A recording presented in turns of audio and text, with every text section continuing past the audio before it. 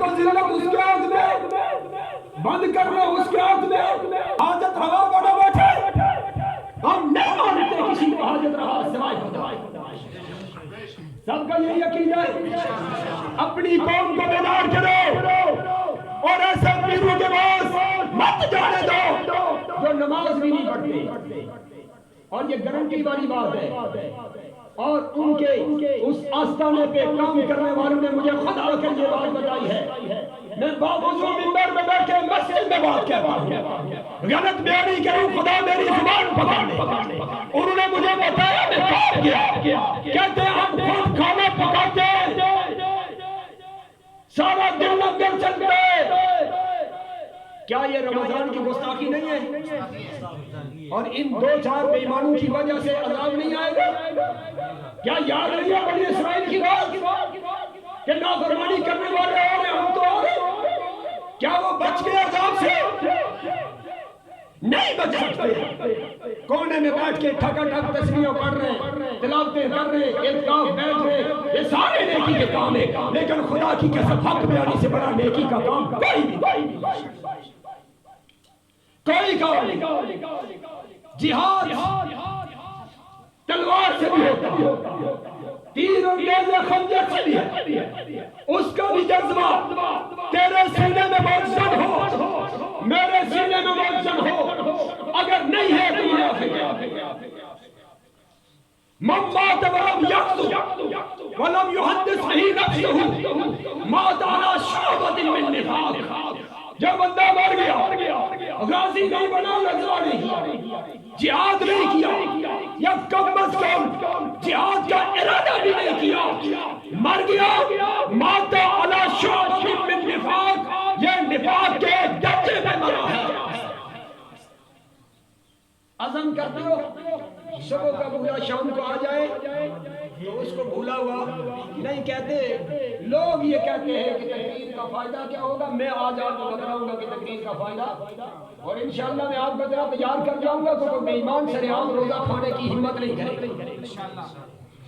ایک انداز یہ ہے کہ آپ لوگ بہت اچھے روزے رکھ رہے ہیں، ماشاءاللہ بہت اچھے ہیں، جنہوں نے نہیں رکھے اللہ ان کو توفیق دے، وآخر دعوانا الحمدللہ رب العالمین۔ کب توفیق دے گا؟ کب دے گا؟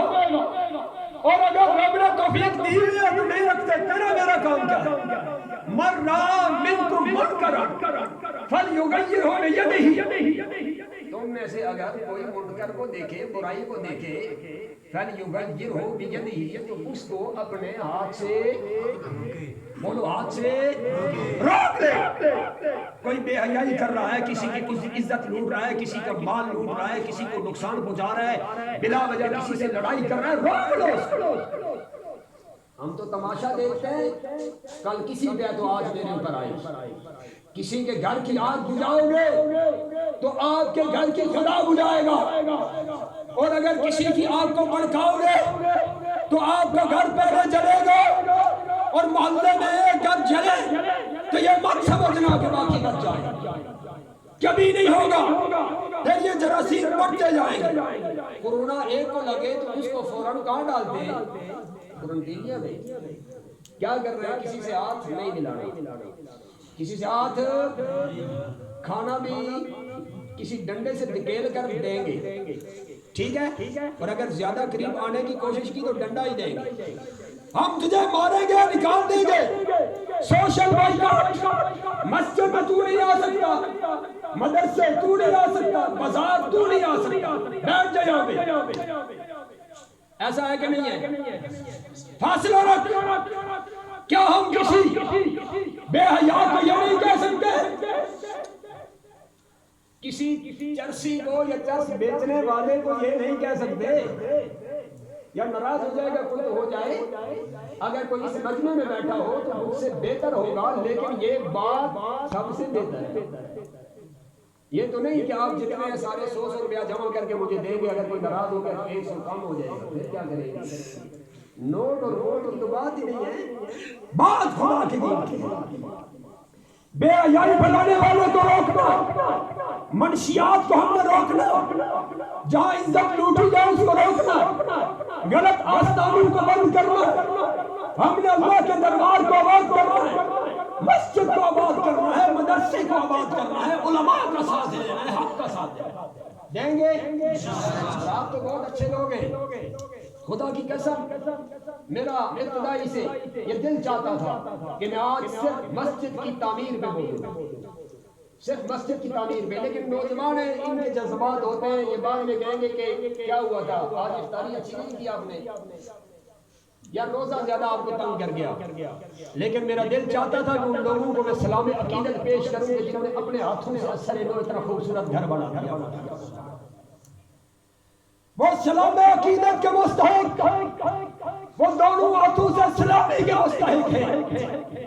میرا دل چاہتا ہے ان ہاتھوں کو چوم لوں، میرا دل چاہتا ہے ان پہ پھول نچھاور کروں، میرا دل چاہتا ہے ان کو گلے لگاؤں، اس لیے کہ خدا کے محبوب ترین بندے ہیں کہ لوگ مندر بنانے کی سوچتے ہیں، یہ خدا کا گھر بنانے کی سوچتے ہیں، نہیں سوچ رہے لوگ مندر بنانے کی، اور کوشش کی تھی نا مندر بنانے کی، تو مندر بناتے بناتے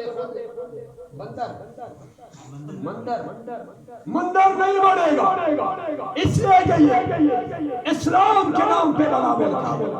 میں سیاسی بات نہیں کرتا، نہ میں نے پیسہ نواز شریف کا کھایا، نہ میں نے سرداری کا کھایا، نہ بے نظیر کا کھایا، نہ میں نے پیسہ بلاول کا کھایا، نہ عمران کا کھایا، کسی کا بھی نہیں کھایا، لیکن یہ بات اسلام کے نام پہ میرے اکابرین نے بنایا ہے، اس کے محافظین ہم ہیں، ہم حفاظت کرنا جانتے ہیں، حفاظت کر کے دکھا دے گا۔